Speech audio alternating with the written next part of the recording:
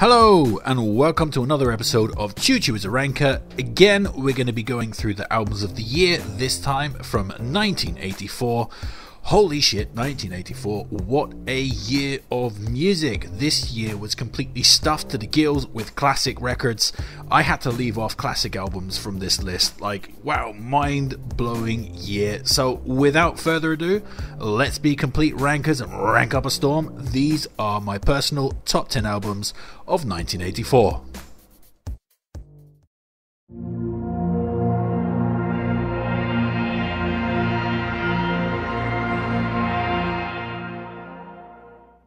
So we're going to kick off this very stacked list with Reckoning by R.E.M. This was the band's second album. This album moves them away from their kind of like arpeggiated jangle that they were doing on their first album into actual straight jangle punk. This is a very energetic record. I think in a lot of ways it's more basic and straightforward than their debut album, but you know, this was the kind of like the direction that the band would follow on the next couple of releases. It's a really great record, stuffed to the gills with great songs. Opener, Harbour Coat, basically invents bands like Teenage Fan Club and Idleworld, absolutely fantastic. Seven Chinese Brothers, really good. South Central Rain, excellent single. Pretty Persuasion, one of the more iconic R.E.M. songs. Yeah, fantastic, as I say, jangle punk songs on here. Second Guessing, Letter Never Sent, like so autopilot R.E.M, but just absolutely fantastic. Don't Go Back to Rockville, late album classic. Yeah, so this is just a really great sophomore effort from R.E.M and a pretty big step forward in the sound and evolution of the band, again, which they would follow pretty much for the next few years of their career. If I'm being completely honest, I do think that this is the band's weakest IRS album, but it's still a really great one and an easy 10th placed on this list.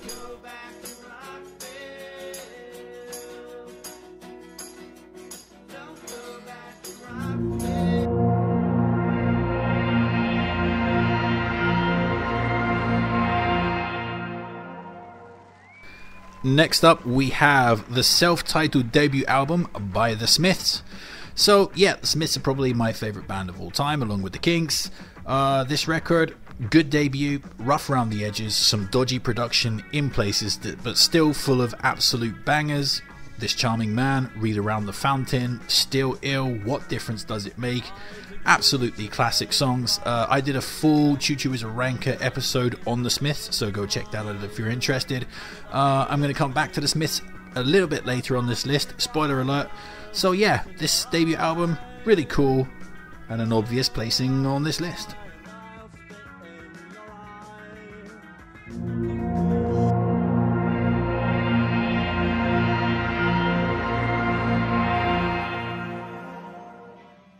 So next up, we have The Top by The Cure. On this record, The Cure is kind of moving wholesale into pop music, or at least trying to. A little unsuccessfully, I think. There's still kind of like a bit of queasy holdback from the post-punk era going on here, which kind of makes this a really unique record. Yeah, I really like this one, actually. Generally speaking, this isn't seen as one of The Cure's strongest records. This kind of gets dismissed in The Cure's conversation, but I really like it. As I've already said, I think it's really colourful, and I think that the fact that there is like at least one foot still in the post-punk era kind of works for me. Like pretty much every song off this. Shake Dog Shake, really good opener. Bird Mad Girl, I mean, just absolutely nuts song. Wailing Wall, I love the Arabian guitars on that, really cool. The Caterpillar, just a magnificent single, one of my absolute favourite Cure songs. Piggy in the Mirror, I really like that song. Not quite sure why, but yeah, it's just one of the songs that really sticks out to me on this particular album. And The Close of the Top, really great songs, and I just don't know why this album doesn't get more love. Maybe it's because it's a halfway house, and maybe Cure fans were kind of unsure about the pop direction the band were going. But I think that all those fears got kind of like alleviated on the next record. But yeah, good record and an easy placing on this list for me.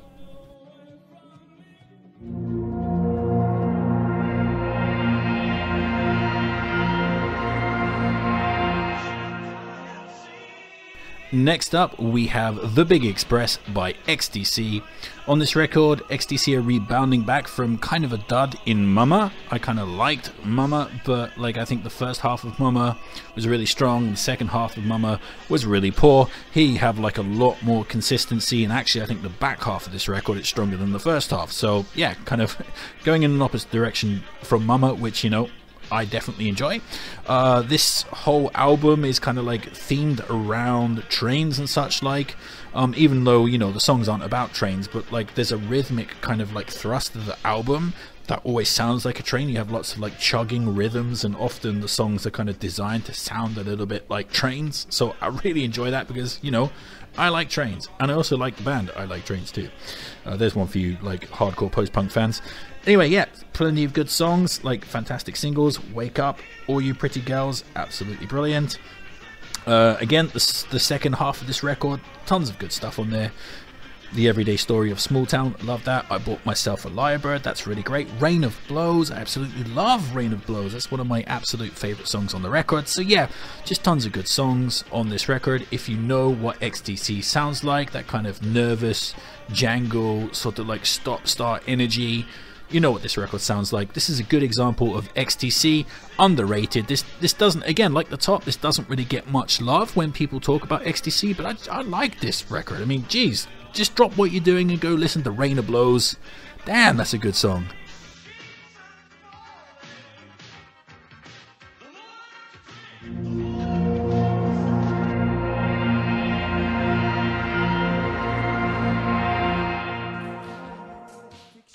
Monolithic smash hit record Purple Rain by Prince is up next. I really respect Prince, he's obviously a pop artist, but when you compare him to other pop artists, especially like similar artists like Michael Jackson, Prince is just so much better, and he has a much more sort of like musically adventurous mind. His work is like a lot more avant-garde, and this is just an absolutely fantastic album. The organ opening of the first track, Let's Go Crazy, wow, just immediately like bang, amazing stuff. And the rest of the track after the intro is just also really awesome, fantastic single. Lots of like really cool rhythms on the drums. I think this is a really interesting record from a drum perspective. Of course, you've got like Darling Nikki, like really dirty, filthy. When Doves Cry, an absolutely just amazing, pristine single. One of the best singles of the 1980s, absolutely fantastic. I Would Die For You, again. Oh, wow, talk about great singles, holy shit. And of course, the closing track, Purple Rain, one of the biggest ballads of the 1980s. What can I say? This is successful for a reason. This is a damn good pop record, fantastic stuff.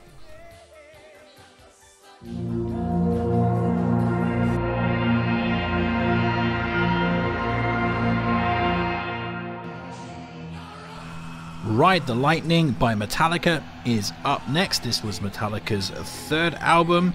Yeah, and this is just exactly what you think it is. Just really chugging, heavy guitar, lots of distortion, some absolutely killer guitar solos. The guitar solo on Ride the Lightning, wow, just absolutely phenomenal. Tons of good stuff on here. Fight Fire with Fire, the opening, Fight Fire with Fire. Awesome stuff. Like, again, Ride the Lightning, that guitar solo, absolutely brilliant. For Whom the Bell Tolls, just a classic metal track. Yeah, Creeping Death, another really good song on the back end. Everything on this record is super consistent, super energetic. I really like it. It's just an undeniable landmark of metal music, you know. And I think, you know, comparatively, at the time, there was nothing this heavy back in 1984. You listen to like the other metal around, and it's much tamer than this. This is where metal starts to get really gnarly and really nasty. To be honest, I prefer my metal slightly watered down. I think I'm more like in the Iron Maiden camp of metal. I like the more like melodic stuff. But yeah, this is still an undeniably great record, really consistent, not a bad song on here. Good stuff if you like your metal.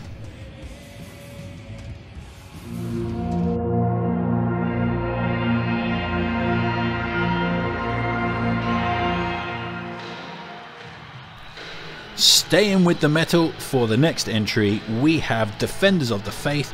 by Judas Priest. Holy shit, I love this record. This record is absolutely awesome, and as I said, like, I'm much more into the melodic like metal, and there is no more melodic metal than Judas Priest. I think as far as accessible metal goes, Judas Priest are the absolute kings of that. Everything on here is super catchy, super easy to listen to. It doesn't overwhelm you with like nasty heaviness. But it's super fun and energetic. Free Will Burning, Jawbreaker, Rock Hard, Ride Free. Oh, I love that song. The Sentinel, man, again, like guitar solo central. Hello, the guitar solo on the Sentinel. Oh man, Eat Me Alive, another great guitar solo on that. Some Heads Are Gonna Roll, really cool single. And the duo of closing tracks, Heavy Duty and Defenders of the Faith, just one of the greatest duos of metal tracks of all time. I absolutely love that kind of boom, ba, boom, ba, the kind of like the hammer-like drums on that. Absolutely magnificent. I love this record. It's a 5-star masterpiece. I think it's just phenomenal.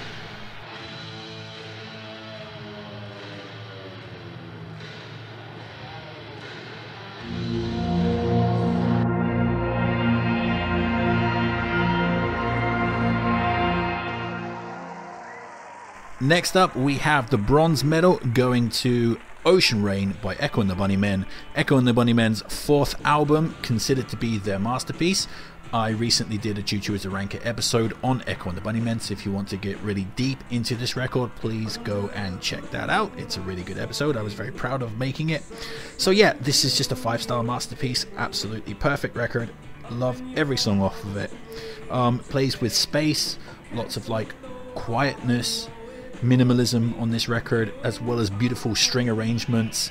Just classic songs like To the Hilt, Silver, Thorn of Crowns, The Killing Moon, Seven Seas, Ocean Rain. Like, absolutely brilliant stuff. Ocean Rain, the final song on the album and title tracks, which is one of my favorite songs of all time, just one of the mega ballads of the 80s. Go check that out. Yeah, so easy choice for bronze medal here. And what's going to stop Ocean Rain? What could possibly be above Ocean Rain to stop it getting the gold medal? That's the question. Let's find out.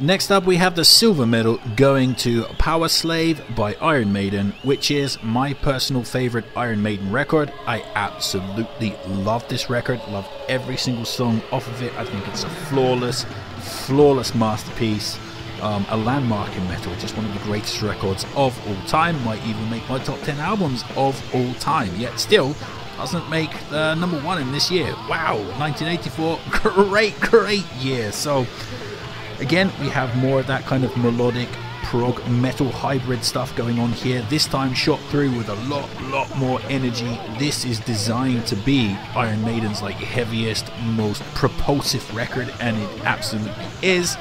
Kicks off with 2 amazing singles, Aces High, 2 Minutes to Midnight, absolutely brilliant. Flash of the Blade, The Duelists, 2 songs about sword fighting, brilliant stuff. Back in the Village again, like brilliant. And I love the way that segues into the title track Power Slave, which is just one of the greatest metal songs of all time. Definitely one of my favorite Iron Maiden tracks ever, maybe even my favorite Iron Maiden song ever. Has one of the greatest guitar solos ever. Love the Egyptian riffs on that, absolutely magnificent. Closes with Rhyme of the Ancient Mariner, 13 minutes of absolute metal bliss. 13 minutes, yet sounds like it's 5 minutes. Absolutely phenomenal. Like, there's this moment where, like, after you get that kind of like atmospheric part where everything slows down and you have the creaking bass to simulate like the ship hull or whatever, there's this moment in the song where it just like gathers pace, you know, and you have that kind of dive with a and then it launches into the guitar solo. Every time I hear that piece of music, I get chills. Like, every hair on my body stands on end. It's just one of the greatest moments in music history. Absolutely love this record. Flawless 5-star masterpiece. If you haven't heard it, go listen to it. Doesn't matter what genre you like. If you don't like metal, I don't give a fuck. Just go listen to this because it is awesome.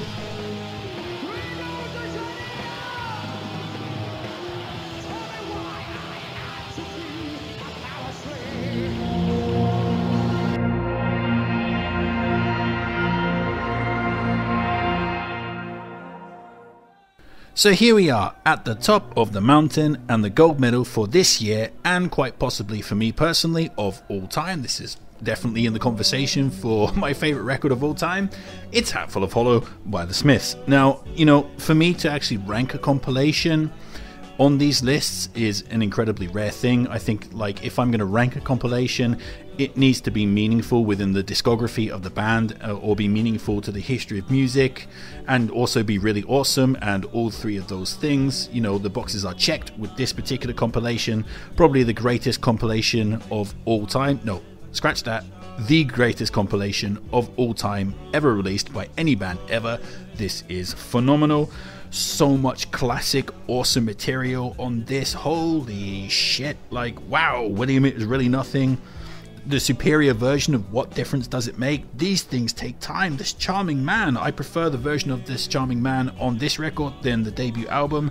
How Soon Is Now? How Soon Is Now? I mean, Jesus. Let's just... Originally it was a B-side, hence it's duly compiled here. Is just one of the greatest songs of all time. That lyric where Morrissey sings, you know, so there's a club if you'd like to go. You could meet somebody who really loves you. So you go and you stand on your own, and you leave on your own, and you go home and you cry and you want to die. Damn!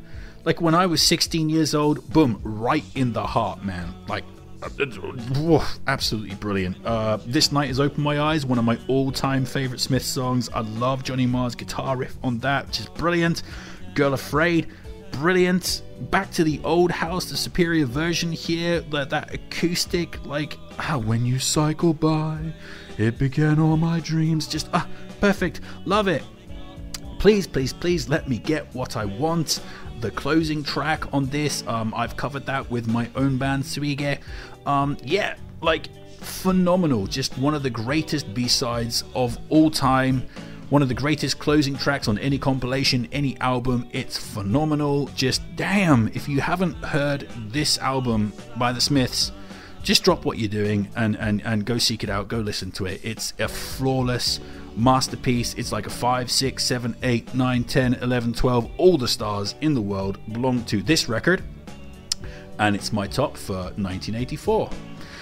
So, that's my 1984 list, but that's definitely not your list. Please sound off in the comment section and tell me what your 1984 list is. There's tons of great records to choose from, and certainly probably a lot that I haven't heard and that you know and that I don't. Please like, share and subscribe and all that kind of YouTube jazz. Take care of yourself, but most importantly, just keep on ranking.